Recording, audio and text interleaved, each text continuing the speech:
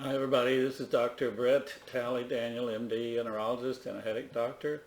And today I have a short talk on do CGRP, which is calcitonin gene-related peptide antibodies, work for migraine prevention. Well, migraine is a genetic, familial-related neurologic illness which starts in the second decade of life and usually tapers off after age 50 to 60 years of age. 25% of women and 6% of men have migraine. And migraine is found in 12% of persons in the United States, and it's the fifth most common cause of disability. Migraine is associated with missed school and missed work. It's a frequent cause of a visit to the emergency room. So the question for everybody today would be, do CGRP, calcitonin gene-related peptide antibodies, work for migraine prevention? Yes, they've had an impressive impact on migraine prevention. All of the drugs significantly reduce the occurrence of migraine in the general population. And the CGRP antibodies interact with other drugs well and have very few side effects. So the big news in migraine treatment now is the advent of these 4 new drugs which interface with CGRP to provide migraine prevention. These 4 drugs are Aimovig, Ajovy, Emgality, and Vyepti. All of these drugs, except Vyepti, are administered subcutaneously around the abdomen or in the thigh, whereas Vyepti is given intravenously, and all the drugs are given every 3 months. I'm going to talk about the migraine timing cycle in a minute. So step 1 of this migraine timing cycle is trigeminal nerve activation. Then at 20 to 40 minutes, the ganglion of the nerve and the artery start to release the inflammatory neurochemicals, which are neurokinin A, substance P, and CGRP.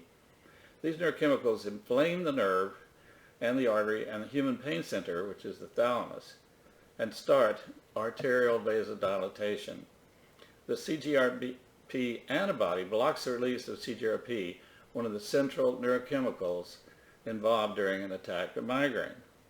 Comments about CGRP. Number 1, CGRP is released after trigeminal nerve activation. 2, perivascular release of CGRP contributes to neurogenic inflammation by inducing vasodilatation and dural mast cell degranulation. Number 3, CGRP is involved in the transmission of pain. Number 4, CGRP levels have been found to be elevated during migraine attacks. And 5, infusion of CGRP can induce a migraine attack in those persons susceptible to migraine headaches. A report on the CGRP antibodies. The 18th Congress, the International Headache Society, reported in 2017 that CGRP monoclonals were safe and effective for migraine treatment. All of the CGRP monoclonals inhibit signaling by calcitonin gene-related peptide.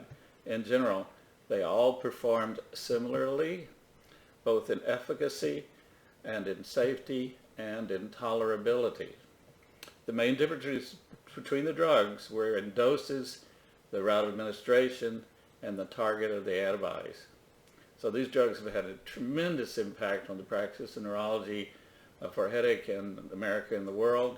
I was seeing patients in my office and having chronic migraine, which is 15 headaches or more per month, and give them one of these drugs, see them back shortly afterwards, maybe a month or 2, and they were down to some of them having no headaches at all, but a remarked reduction number of headaches. So please click subscribe down there so we can follow each other.